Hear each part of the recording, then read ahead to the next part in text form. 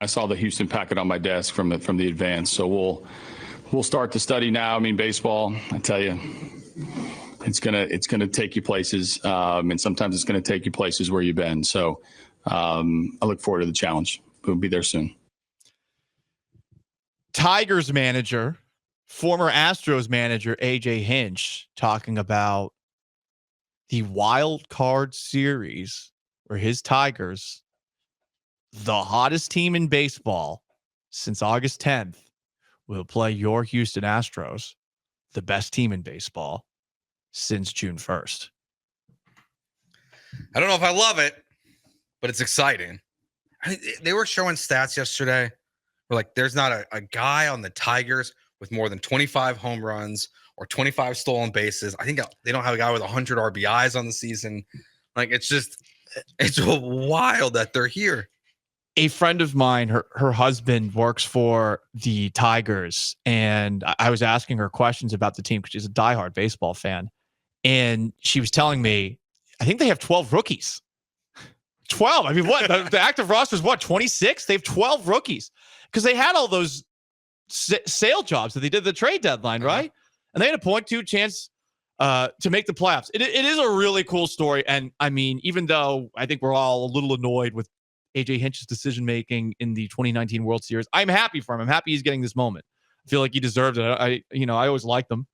Again, does it mean I think he was the best manager ever? No, I feel like he kind of got off scot-free compared to Dusty Baker and Joe Espada at times. But what they have been doing down the stretch is incredible. But I'm not sure how I feel about this. You know what they were calling themselves? I have no idea. Okay. You guys ready for this? The Detroit Tigers are calling themselves the Gritty Kitties. The Gritty Kitties. That's. I mean, it's.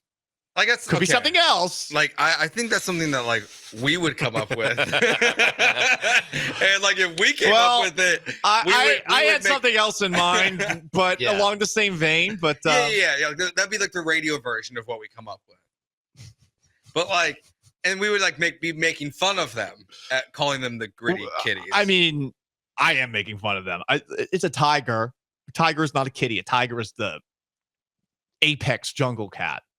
Okay, you can't call yourself a kitty and make me take you seriously. They do get called the Motor City Kitties, though. They do? Yeah. Oh, I didn't know that even. I didn't either. Yeah. Yeah, so I guess it makes a little bit. I think of the sense. Lions also catch that too because they're both cat-based animals. That's true. Makes sense. City of Catmen. Oh. Solidarity. I don't. The Lions are the Gritty Kitties.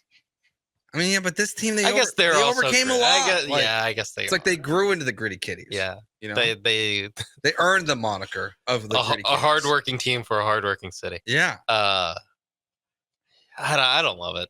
I'll tell you this: it's gonna make me feel a lot worse if the Astros lose this series to the Gritty Kitties. Meow. Like, by the way, I loved the not tangent, but a side note here. I liked your post. Oh, yeah. For those who don't know, my magazine photo shoot with my cat, Aria, it is up on my Twitter. You can find it with the Houston Pet Talk magazine. Buy a copy. Buy a copy and laugh. Pin it to the top. My interview. I'm so glad that they kept everything in because I've said a lot of things I did not think that they would actually put in the magazine. Should we get a blown up version for the studio? You can take home. I will leave that for others to decide. We replace one of the posters out there. Yeah. I mean, look, it would be funny to have in the hallway. 100%. It's because I didn't love the picture, but my cat was so damn uncooperative. But anyway, to bring it back to the Astros and Tigers, the Gritty Kitties. The Gritty Kitties. Aria, not Gritty Kitty. No, Aria's a prissy bitch. But I love her. And she's so sweet to me. She's just an absolute a-hole to everybody else. So I did some research. It's the playoffs. I'll pay attention to baseball for the playoffs. Was awesome to have that game canceled yesterday. Oh, that was such last day of school vibes for everyone involved. Of like, Listen, do we have to do this? Right. I feel bad for the Twitch because they love September baseball so much. Like losing just a critical game on a Sunday that they could have watched instead of football, which they bitch and moan about all the time. Like, I'm sorry they lost that super important game. And it is kind of annoying that the Astros played less than 162 games because, they finished the year with 88 wins. Would have been nice to get 89 or 90. Yeah, the over-under was 92.5, so it didn't matter. Okay. So for me, I would have been so upset if they're at 92 wins and we needed that one. would they push it if they canceled a game? That's a great question. I don't know what they would have done. I bet you some sportsbooks would do refunds. Yeah. Okay. It was just a pen. But I did some research. Obviously, Tariq Skubbal's their best player. He is the American League Triple Crown winner for wins, ERA, and strikeouts. He's going to start tomorrow afternoon's game, 1:30, and the Tigers are 21-10 on days that he pitches.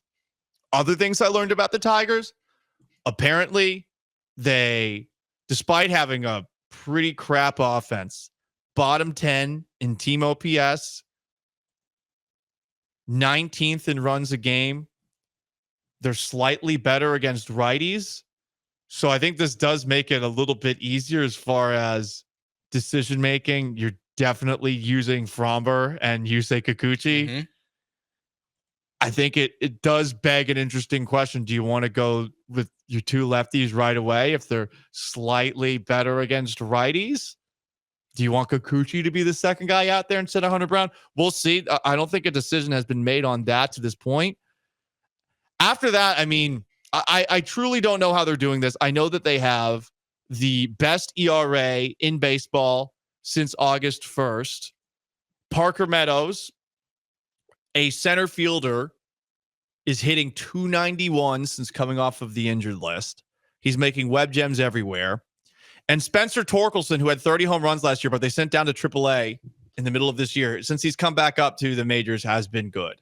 Yeah, that's really all I got on the Detroit Tigers. You're welcome for the homework. I finally did some. Yeah, I mean, he's one of those guys that, like, he's what, top prospect, came up and was just terrible. I think he got sent down last year too, even in that, or he started into the minors and they brought him up. He was terrible. If you look at like batting average, he just hit a lot of home runs.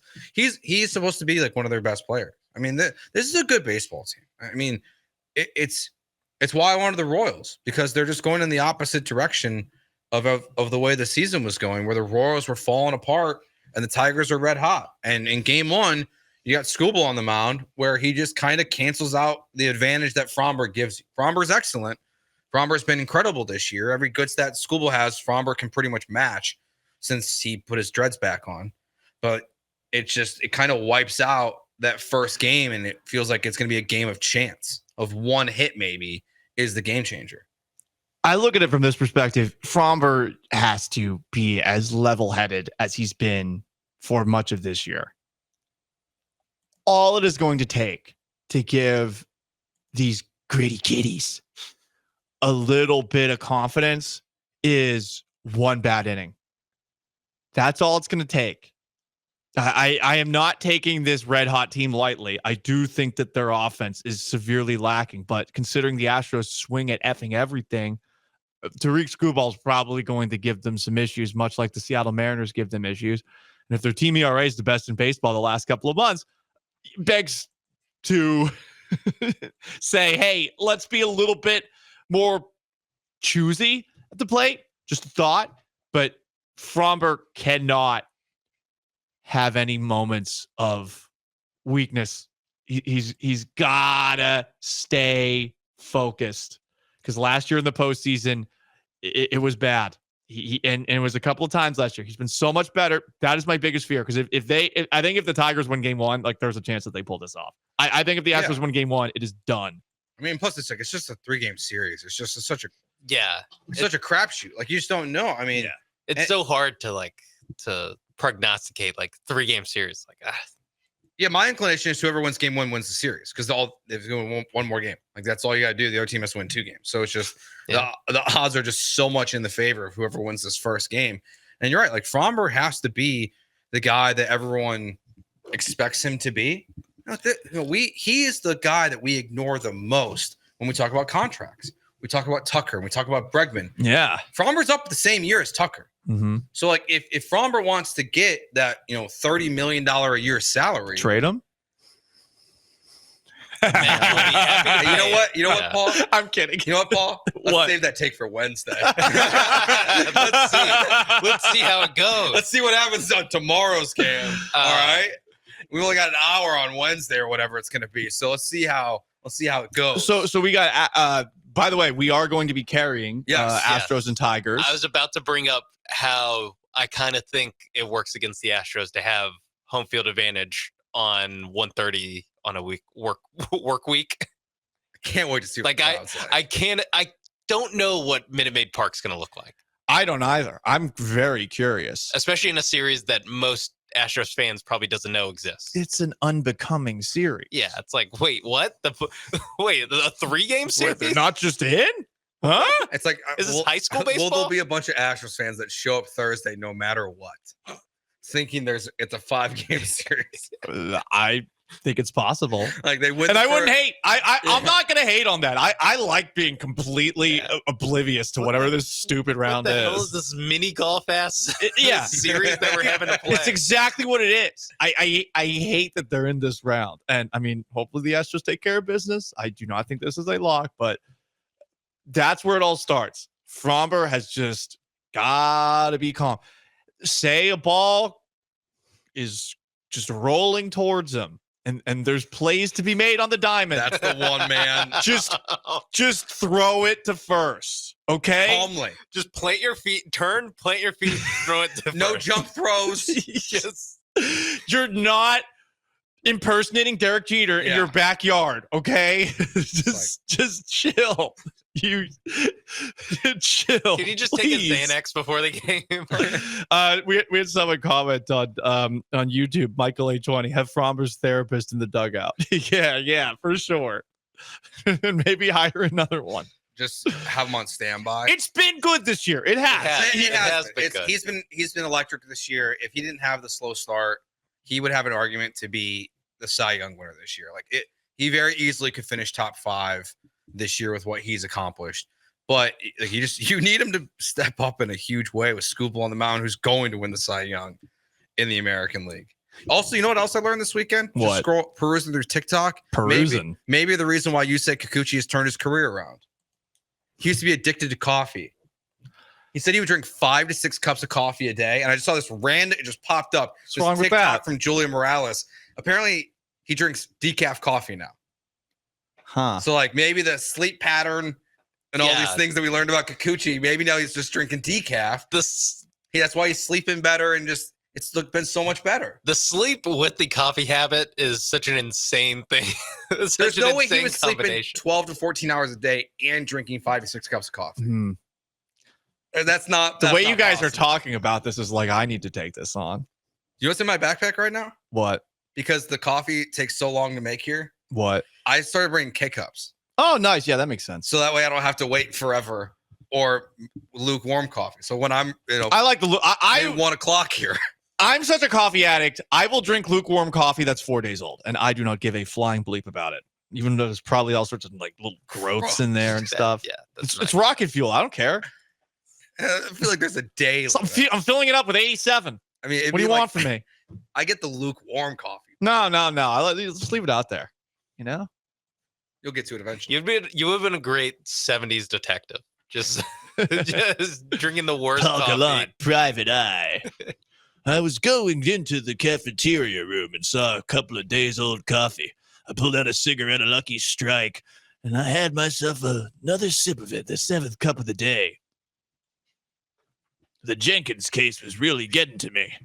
All right, I'll stop. Let's go on to George. He is Joe. I'm Paul. Let's just cruise through. AJ Hinch is the manager of the Detroit Tigers. We heard more from Hinch. Hinch brought up this. The idea of experience in this series, given that the Tigers have very little at the major league level, period. This year, I don't think it matters at all because I love. I mean, why would I say experience matters if we don't have a ton of it? You know, the only way to get experience is get there, and we made the playoffs, and we're about to have a room full of guys that have experience. So right now, I'm going to downplay it. In 3 days, I'm going to tell you after we play our first playoff game, I'm going to tell you we're experienced enough. How much does it matter? I think it matters a great deal. I feel like when you, I think it does. yeah, I mean, the Astros, the amount of experience the Astros have is effing insane. Even though a lot of guys have left, there's only 2 guys that have been here the entire run, but 3, my bad. But it's incredible. I forgot about Verlander. Well, I forgot about Verlander. Well, if you're going to do that, 4 Lance McCullers. Yeah, 2 guys that aren't pitching. I mean, hey, you know what? Lance McCullers and Justin Totally forgot Verlander about going to pitch the same amount of innings in this postseason. Mhm. 0. So it's 2 guys with experience, with that much experience. But I don't even know if the Tigers have. Do they have guys that have played in the playoffs before? I was gonna say, like, Jeremy Pena probably has more experience than anyone on the Tigers. I think that it's not as simple as just like add up how many postseason games you have, and going into a series, if it's more evenly met, like if they play like the Yankees or something like that. I don't think they're gonna win because they're more experienced. But I think there is something where it's like these guys have literally 0 experience. Does AJ balance that out though at all as the manager? I know managers don't he has have a lot like football coaches. A lot of experience in 2019 of the World Series. Yeah, he's got 2017 though. He's also got 2015 against the Royals. Yeah, choke artist. People forget about that one. It's true. People do forget about that one. Will Harris, my God. Vlad Harris eventually got a World Series, but I'm not. Will Harris. Astros. Will Harris had some rough moments in the playoffs. Yeah, not great. Because he had one in 2019. He had some issues in 19, right? All right, it was 18. 18. And that then was he it. went to pitch for the Nationals in 19. I thought he went with them in 17. Was he not on the team in 17? Wasn't he? I don't remember. You know what? Great question. See, I'll that's look what happens I'll when you look win up so AJ much. Harris in a second. We're talking about all this, winning experience that the Astros have. Astros fans, you just forget about who's been on the team, So is it going to be a dead crowd tomorrow? Well, just based off the way that it was for the Twins last year, yes. Because Yes. they're spoiled. It's also a 1:30 game. I'm not Yeah. going to blame them for this one. Oh, yeah. No. But I think it's going to be rather dead. Yeah. Yeah. I mean, Astros fans they're rightfully spoiled. They were there for the Rangers series, but they were, I thought, very, very, very wine and cheese crowd against the Twins. And it happens. I'm a part of a fan base growing up that the exact same thing happened. The Gillette Stadium used to be loud. It stopped being loud like 10 years ago. More on the Astros. Yordan Alvarez is the big question, and I feel like whatever update we get on Yordan today is going to be the big one. He is supposed to take batting practice at some point today. Per Joe Espada, the swelling has subsided. Love it when the Astros weigh in on injuries. They sound so qualified.